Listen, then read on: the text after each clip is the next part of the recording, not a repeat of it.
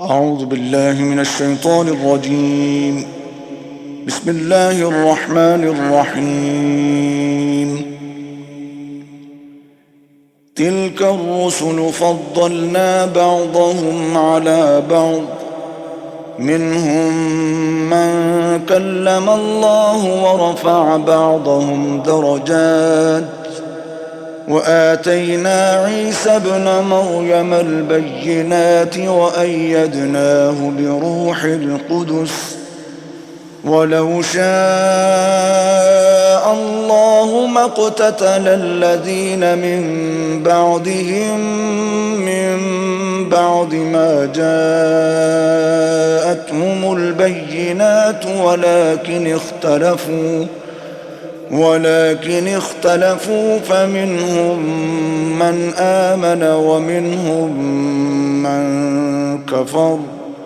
ولو شاء الله ما اقتتلوا ولكن الله يفعل ما يريد. يا أيها الذين آمنوا أنفقوا مما رزقناكم من قبل أن يأتي يوم لا بيع فيه ولا خلة ولا شفاعة، والكافرون هم الظالمون. الله لا إله إلا هو الحي القيوم، لا تأخذه سنة ولا نوم، له ما في السماوات وما في الأرض. من ذا الذي يشفع عنده إلا بإذنه، يعلم ما بين أيديهم وما خلفهم، ولا يحيطون بشيء من علمه إلا بما شاء، وسع كرسيه السماوات والأرض، ولا يؤوده حفظهما وهو العلي العظيم. لا إكراه في الدين، قد تبين الرشد من الغي، فمن يكفر بالطاغوت ويؤمن بالله فقد استمسك بالعروة الوثقى لا انفصام لها، والله سميع عليم. الله ولي الذين آمنوا يخرجهم من الظلمات إلى النور، والذين كفروا أولياءهم الطاغوت يخرجونهم من النور إلى الظلمات، أولئك أصحاب النار هم فيها خالدون. ألم تر إلى الذي حاج إبراهيم في ربه أن آتاه الله الملك، إذ قال إبراهيم ربي الذي يحيي ويميت قال أنا أحيي وأميت، قال إبراهيم فإن الله يأتي بالشمس من المشرق فأت بها من المغرب فبهت الذي كفر، والله لا يهدي القوم الظالمين. أو كالذي مر على قرية وهي خاوية على عروشها قال أنى يحيي هذه الله بعد موتها، فأماته الله 100 عام ثم بعثه قال كم لبثت؟ قال لبثت يوما أو بعض يوم. قال بل لبثت 100 عام فانظر إلى طعامك وشرابك لم يتسنه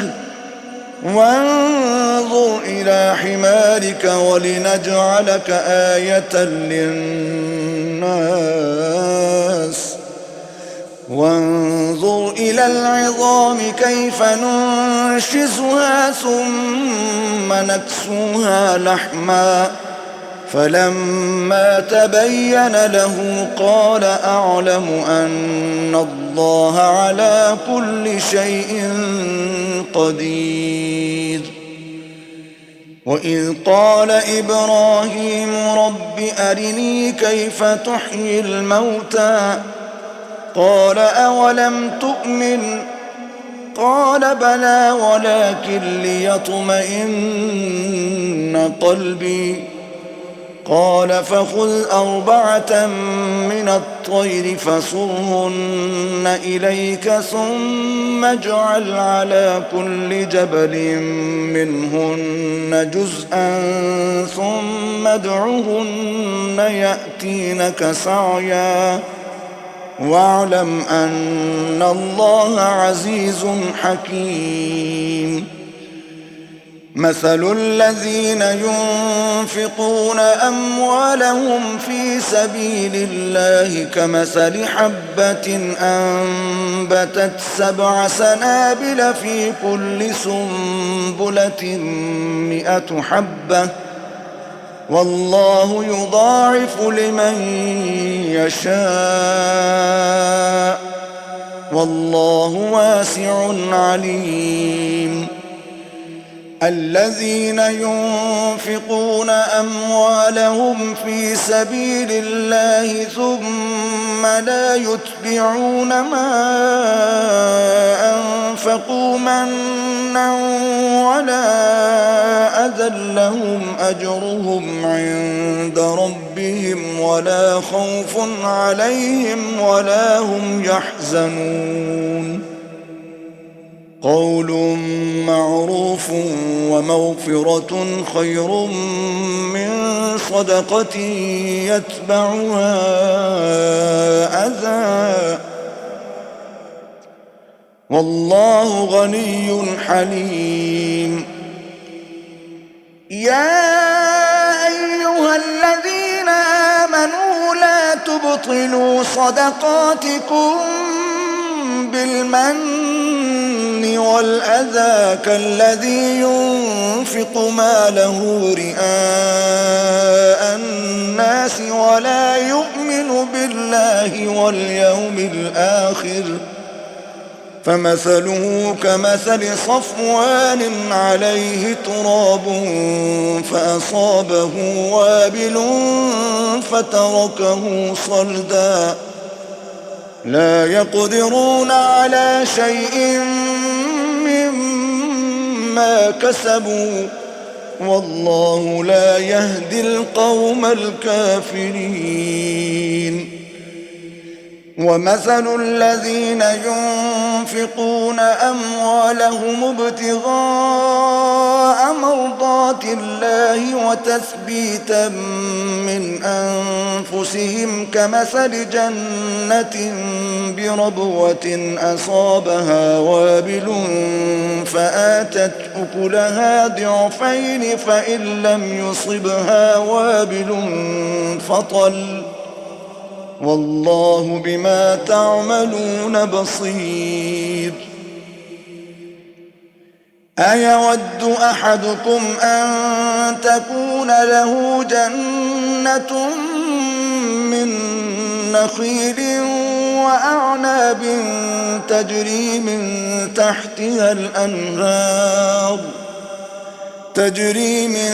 تحتها الأنهار له فيها من كل الثمرات وأصابه الكبر وله ذرية ضعفاء فأصابها إعصار فيه نار فاحترقت كذلك يبين الله لكم الآيات لعلكم تتفكرون يا أيها الذين آمنوا أنفقوا من طيبات ما كسبتم ومما أخرجنا لكم من الأرض ولا تيمموا الخبيث منه تنفقون ولستم بآخذيه إلا أن تغمضوا فيه واعلموا أن الله غني حميد الشيطان يعدكم الفقر ويأمركم بالفحشاء والله يعدكم مغفرة منه وفضلا والله واسع عليم يؤتي الحكمة من يشاء ومن يؤت الحكمة فقد أوتي خيرا كثيرا وما يذكر إلا أولو الألباب وما أنفقتم من نفقة أو نذرتم من نذر فإن الله يعلمه وما للظالمين من أنصار إن تبدوا الصدقات فنعما هي وإن تخفوها وتؤتوها الفقراء فهو خير لكم ويكفر عنكم من سيئاتكم والله بما تعملون خبير ليس عليك هداهم ولكن الله يهدي من يشاء وما تنفقوا من خير فلأنفسكم وما تنفقون إلا ابتغاء وجه الله وما تنفقوا من خير يوفى إليكم وأنتم لا تظلمون للفقراء الذين أحصروا في سبيل الله لا يستطيعون ضربا في الأرض يحسبهم الجاهل أغنياء من التعفف تعرفهم بسيماهم لا يسألون الناس إلحافا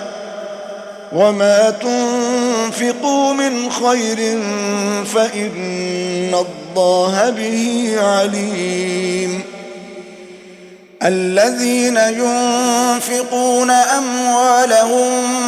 بالليل والنهار سرا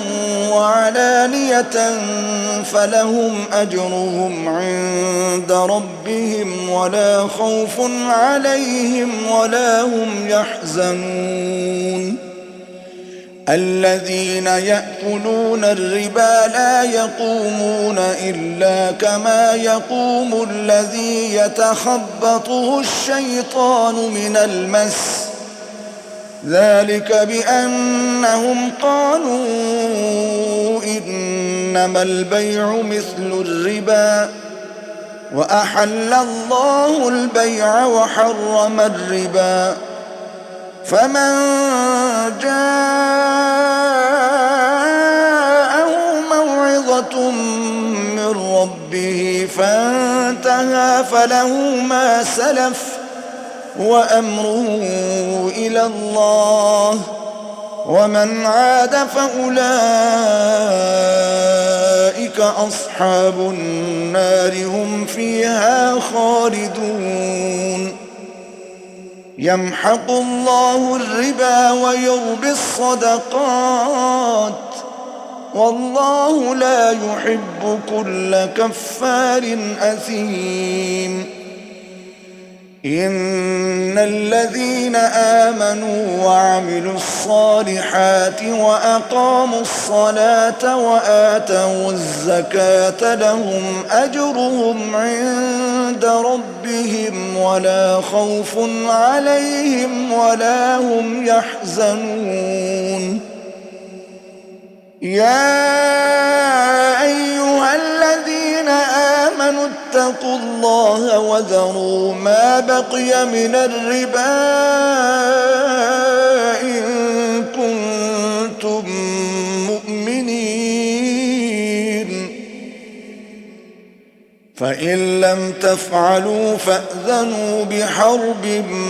من الله ورسوله وإن تبتم فلكم رؤوس أموالكم لا تظلمون ولا تظلمون وإن كان ذو عسرة فنظرة إلى ميسرة وأن تصدقوا خير لكم إن كنتم تعلمون واتقوا يوما ترجعون فيه إلى الله ثم توفى كل نفس ما كسبت وهم لا يظلمون يا أيها الذين آمنوا إذا تداينتم بدين إلى أجل مسمى فاكتبوه وليكتب بينكم كاتب بالعدل ولا يأب كاتب أن يكتب كما علمه الله فليكتب وليملل الذي عليه الحق وليتق الله ربه ولا يبخس منه شيئا فإن كان الذي عليه الحق سفيها أو ضعيفا أو لا يستطيع أن يمل هو فليملل وليه بالعدل واستشهدوا شهيدين من رجالكم فإن لم يكونا رجلين فرجل وامرأتان ممن ترضون من الشهداء أن تضل إحداهما فتذكر إحداهما الأخرى ولا يأبى الشهداء إذا ما دعوا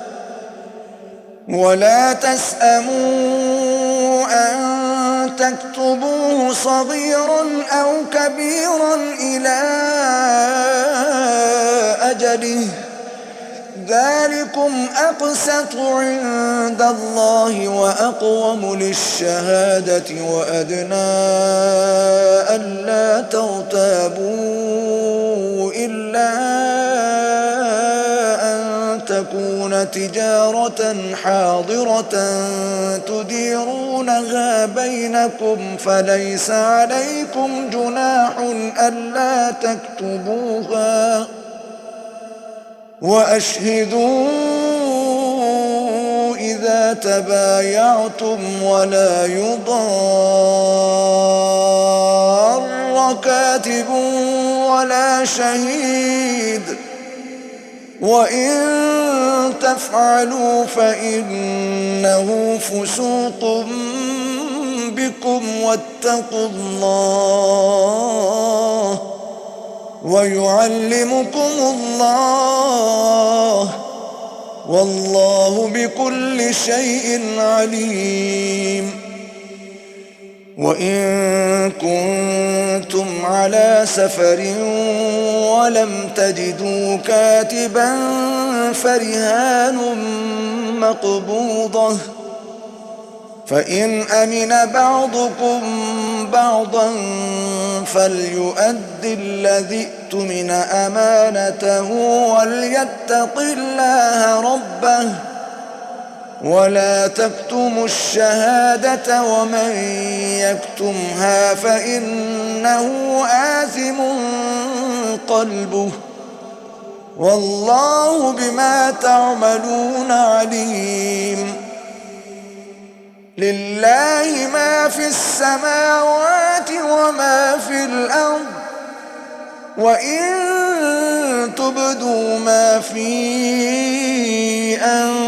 أنفسكم أو تخفوه يحاسبكم به الله فيغفر لمن يشاء ويعذب من يشاء والله على كل شيء قدير.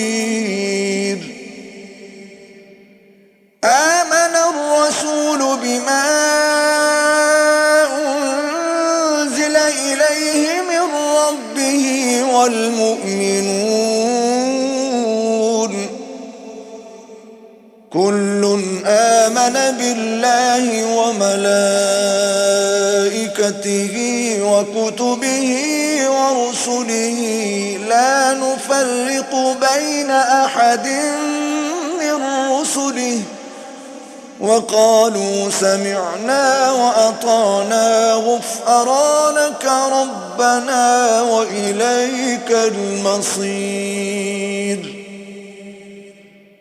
لا يكلف الله نفسا إلا وسعها لها ما كسبت وعليها ما اكتسبت ربنا لا تؤاخذنا إن نسينا أو أخطأنا ربنا ولا تحمل علينا إصرا كما حملته على الذين من قبلنا ربنا ولا تحملنا ما لا طاقة لنا به واعف عنا واغفر لنا وارحمنا أنت مولانا فانصرنا على القوم الكافرين.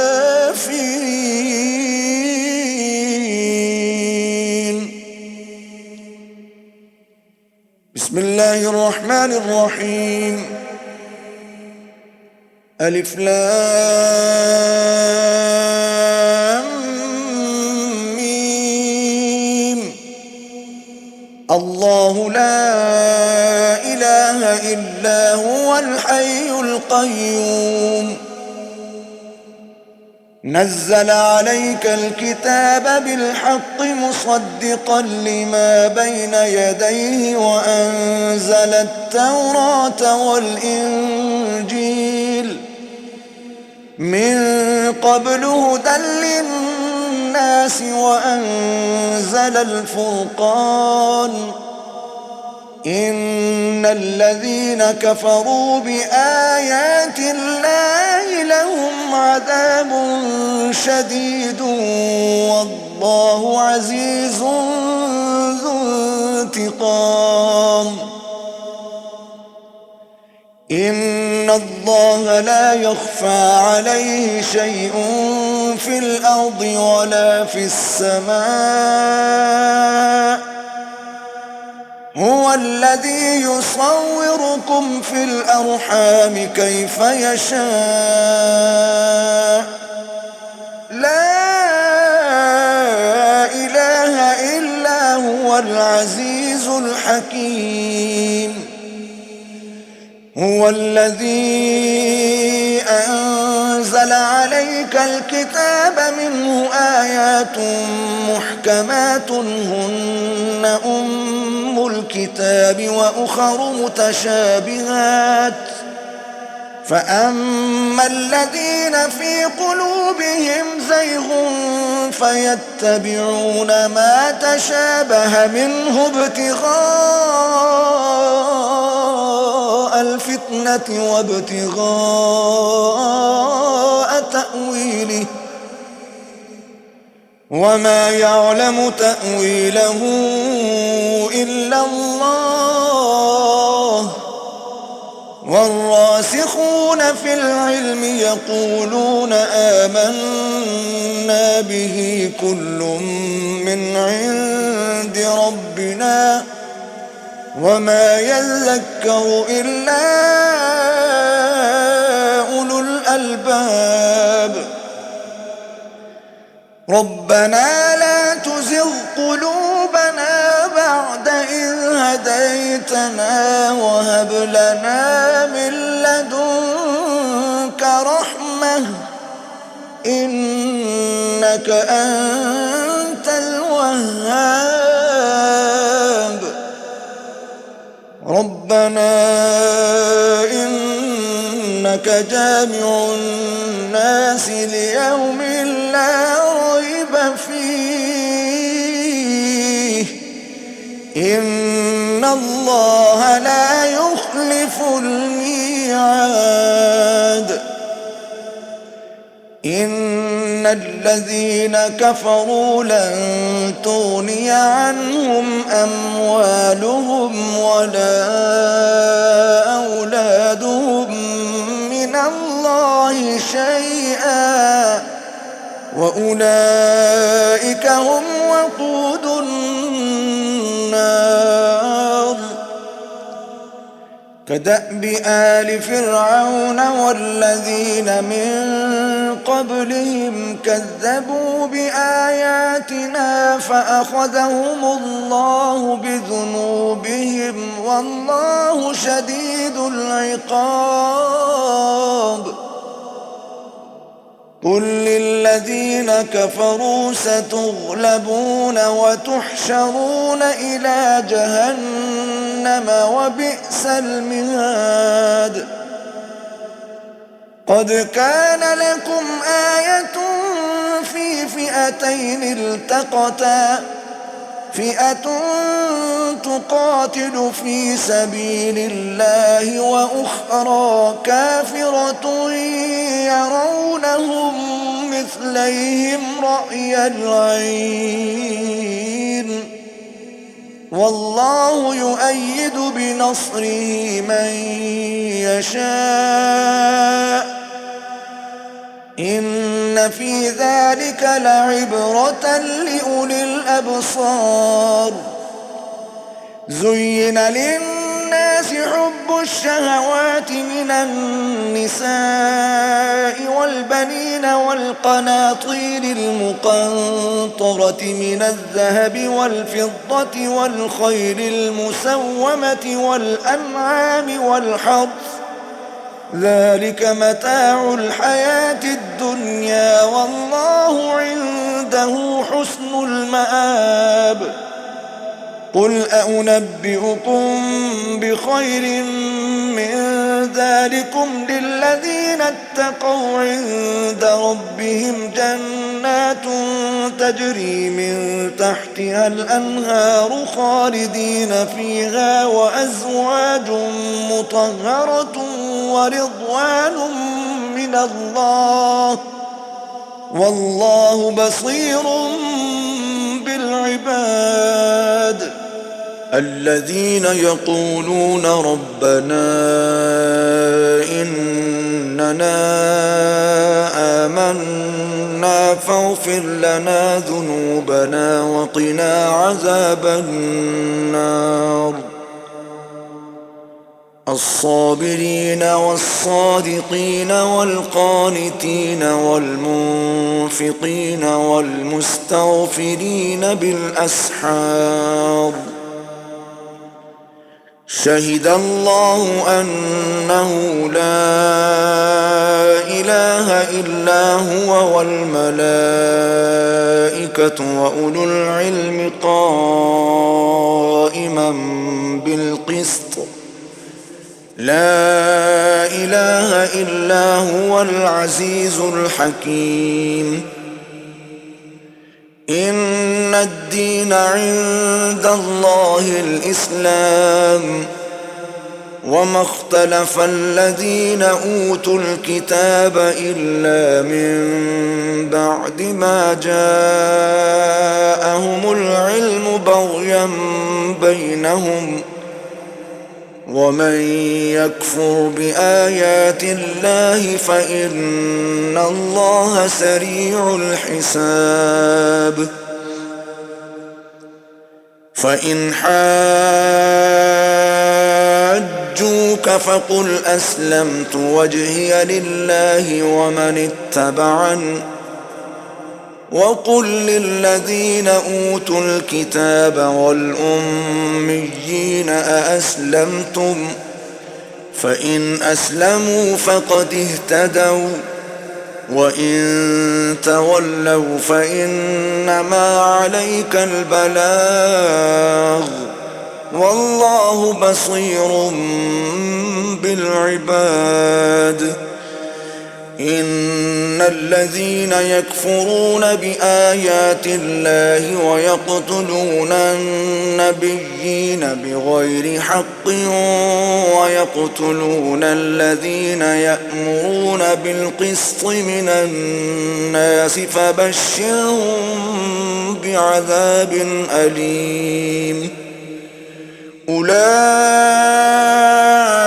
الذين حبطت أعمالهم في الدنيا والآخرة وما لهم من ناصرين ألم تر إلى الذين أوتوا نصيبا من الكتاب يدعون إلى كتاب الله ليحكم بينهم ثم يتولى فريق منهم وهم معرضون ذلك بأنهم قالوا لن تمسنا النار إلا أياما معدودات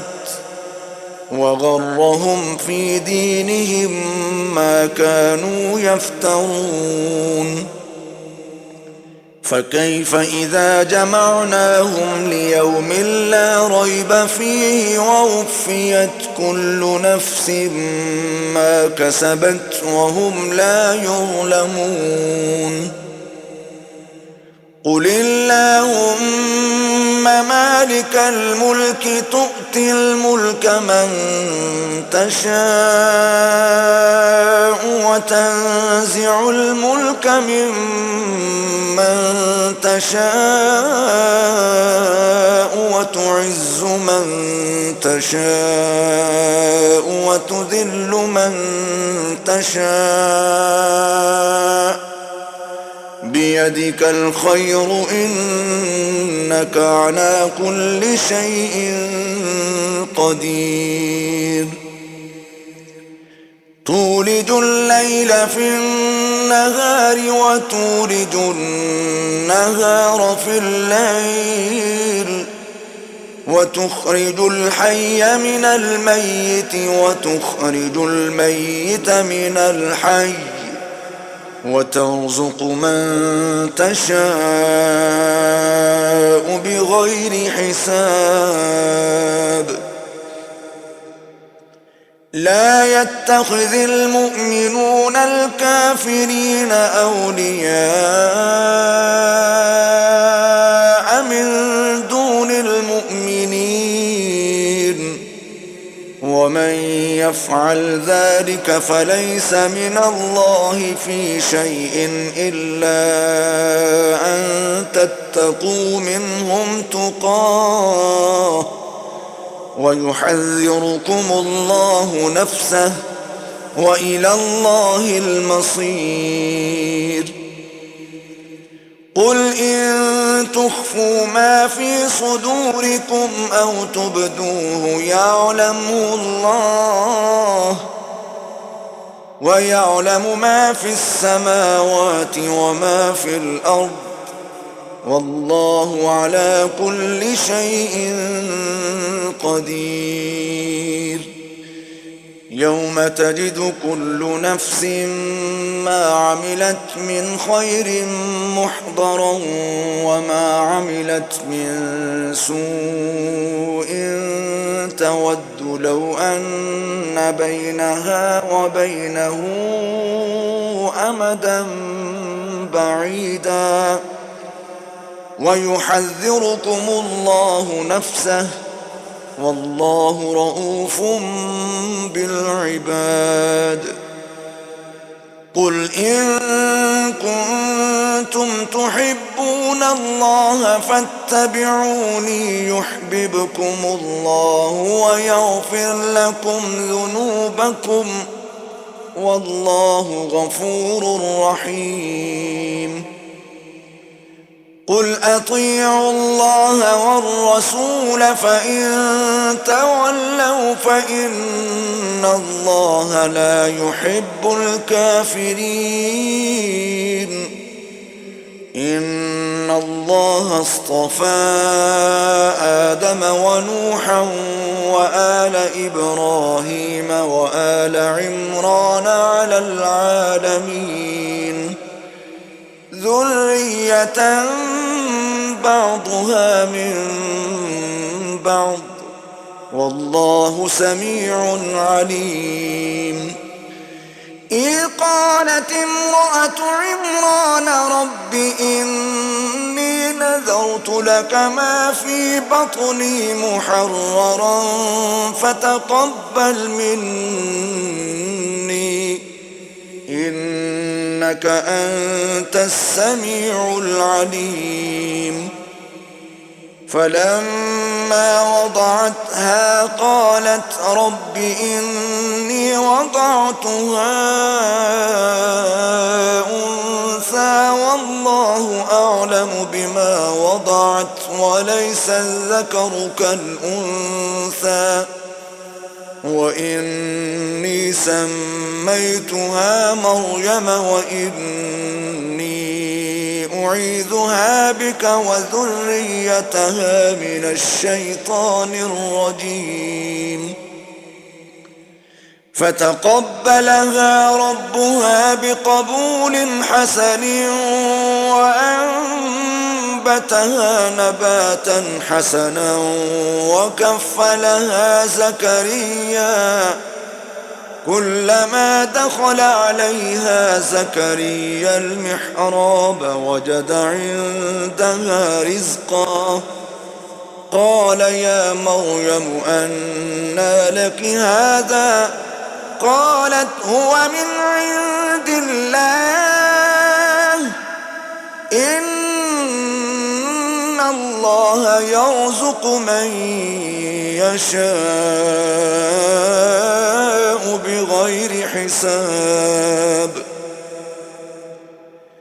هنالك دعا زكريا ربه قال رب هب لي من لدنك ذرية طيبة إنك سميع الدعاء. فنادته الملائكة وهو قائم يصلي في المحراب أن الله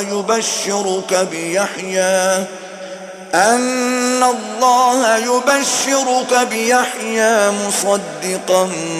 بكلمة من الله وسيدا وحصورا ونبيا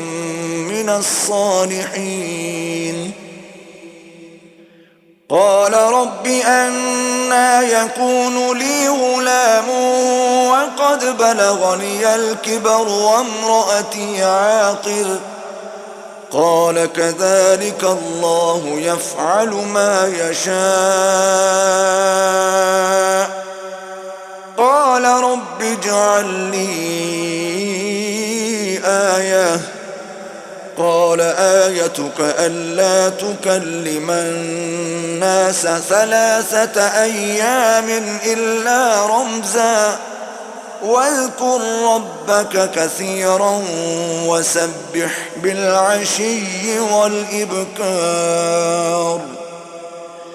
وإذ قالت الملائكة يا مريم إن الله اصطفاك وطهرك واصطفاك على نساء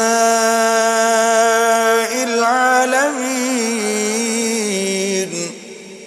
يا مريم اقنتي لربك واسجدي واركعي مع الراكعين ذلك من أنباء الغيب نوحيه إليك وما كنت لديهم إذ يلقون أقلامهم أيهم يكفل مريم وما كنت لديهم إذ يختصمون إذ قالت الملائكة يا مريم إن الله يبشرك بكلمة منه اسمه المسيح عيسى ابن مريم وجيها في الدنيا والآخرة ومن المقربين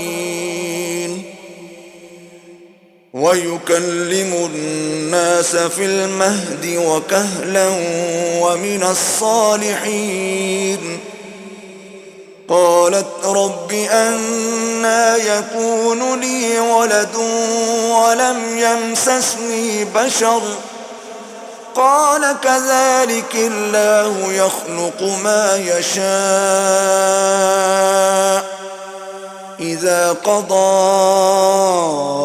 أمرا فإنما يقول له كن فيكون ويعلمه الكتاب والحكمة والتوراة والإنجيل ورسولا إلى بني إسرائيل أني قد جئتكم بآية من ربكم أني أخلق لكم من الطين كهيئة الطير فأنفخ فيه فيكون طيرا بإذن الله وأبرئ الأكمه والأبرص وأحيي الموتى بإذن الله وأنبئكم بما تأكلون وما تدخرون في بيوتكم إن في ذلك لآية لكم إن كنتم مؤمنين ومصدقا لما بين يدي من التوراة ولأحل لكم بعض الذي حرم عليكم وجئتكم بآية من ربكم فاتقوا الله وأطيعون إن الله ربي وربكم فاعبدوه هذا صراط مستقيم فلما أحس عيسى منهم الكفر قال من أنصاري إلى الله قال الحواريون نحن أنصار الله آمنا بالله واشهد بأننا مسلمون ربنا آمنا بما أنزلت واتبعنا الرسول فاكتبنا مع الشاهدين ومكروا ومكر الله والله خير الماكرين إذ قال الله يا عيسى إني متوفيك ورافعك إلي ومطهرك من الذين كفروا وجاعل الذين اتبعوك فوق الذين كفروا إلى يوم القيامة ثم إلي مرجعكم فأحكم بينكم فيما كنتم فيه تختلفون فأما الذين كفروا فأعذبهم عذابا شديدا في الدنيا والآخرة وما لهم من ناصرين وأما الذين آمنوا وعملوا الصالحات فيوفيهم أجورهم والله لا يحب الظالمين ذلك نتلوه عليك من الآيات والذكر الحكيم إن مثل عيسى عند الله كمثل آدم خلقه من تراب ثم قال له كن فيكون الحق من ربك فلا تكن من الممترين فمن حاجك فيه من بعد ما جاءك من العلم فقل تعالوا ندع أبناءنا وأبناءكم ونساءنا ونساءكم وأنفسنا وأنفسكم ثم نبتهل فنجعل لعنة الله على الكاذبين إن هذا لهو القصص الحق وما من إله إلا الله وإن الله لهو العزيز الحكيم فإن تولوا فإن الله عليم بالمفسدين قل يا أهل الكتاب تعالوا إلى كلمة سواء بيننا وبينكم ألا نعبد إلا الله ولا نشرك به شيئا ولا يتخذ بعضنا بعضا أربابا من دون الله فإن تولوا فقولوا اشهدوا بأننا مسلمون يا أهل الكتاب لم تحاجون في إبراهيم وما أنزلت التوراة والإنجيل إلا من بعده أفلا تعقلون ها أنتم هؤلاء حاججتم فيما لكم به علم فلم تحاجون فيما ليس لكم به علم والله يعلم وأنتم لا تعلمون ما كان إبراهيم يهوديا ولا نصرانيا ولكن كان حنيفا مسلما وما كان من المشركين إن أولى الناس بإبراهيم للذين اتبعوه وهذا النبي والذين آمنوا والله ولي المؤمنين. ودت طائفة من أهل الكتاب لو يضلونكم وما يضلون إلا أنفسهم وما يشعرون. يا أهل الكتاب لم تكفرون بآيات الله وأنتم تشهدون. يا أهل الكتاب لم تلبسون الحق بالباطل وتكتمون الحق وأنتم تعلمون.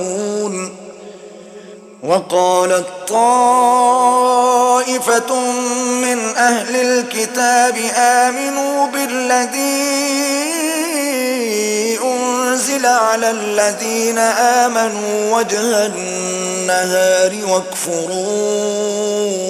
آخره لعلهم يرجعون.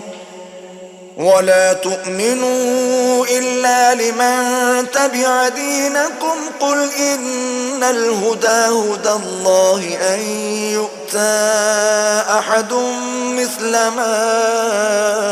أوتيتم أو يحاجوكم عند ربكم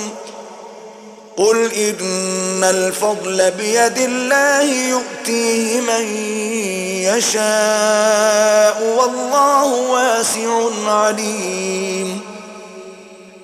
يختص برحمته من يشاء والله ذو الفضل العظيم. ومن أهل الكتاب من إن تأمنه بقنطار يؤديه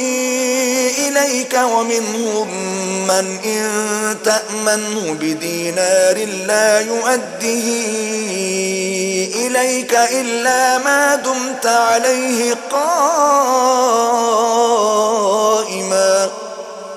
ذلك بأنهم قالوا ليس علينا في الأميين سبيل ويقولون على الله الكذب وهم يعلمون. بلى من أوفى بعهده واتقى فإن الله يحب المتقين. إن الذين يشترون بعهد الله وأيمانهم ثمنا قليلا أولئك لا خلاق لهم في الآخرة ولا يكلمهم الله ولا ينظر إليهم يوم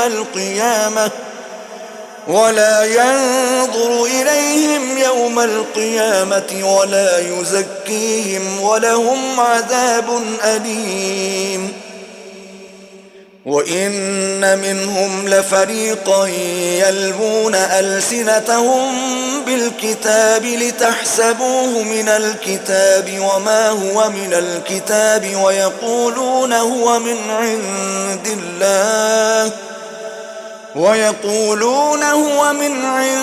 الله وما هو من عند الله ويقولون على الله الكذب وهم يعلمون.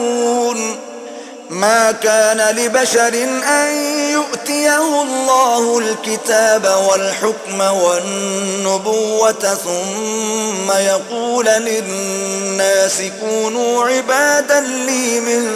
دون الله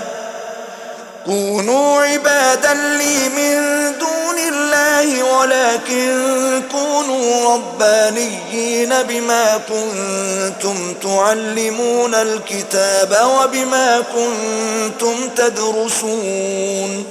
ولا يأمركم أن تتخذوا الملائكة والنبيين أربابا أيأمركم بالكفر بعد إذ أنتم مسلمون. وإذ أخذ الله ميثاق النبيين لما آتيتكم من كتاب وحكمة ثم جاءكم رسول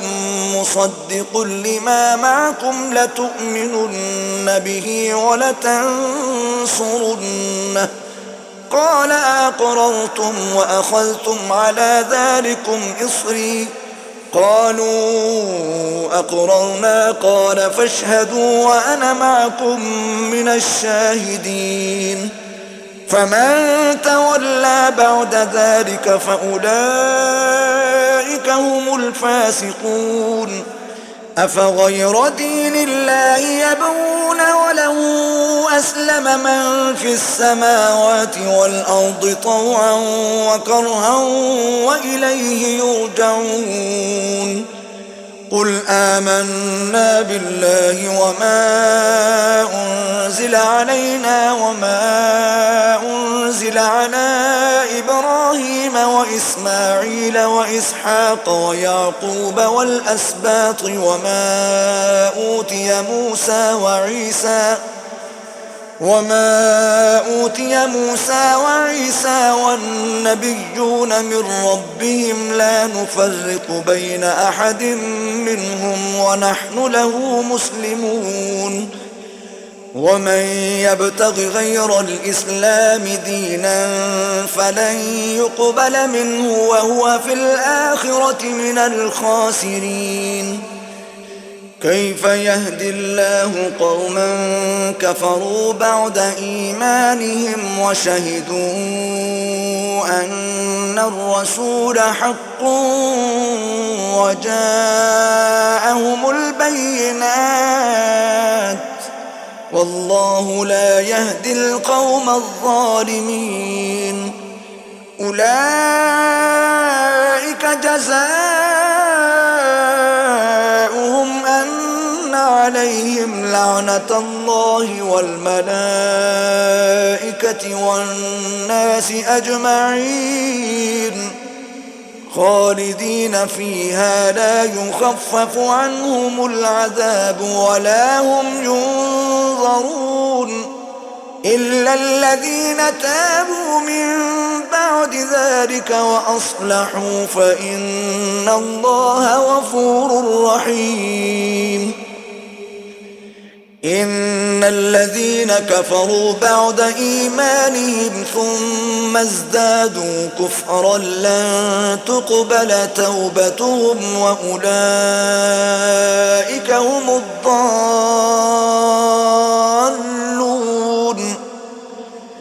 إن الذين كفروا وماتوا وهم كفار فلن يقبل من أحدهم ملء الأرض ذهبا ولو افتدى به أولئك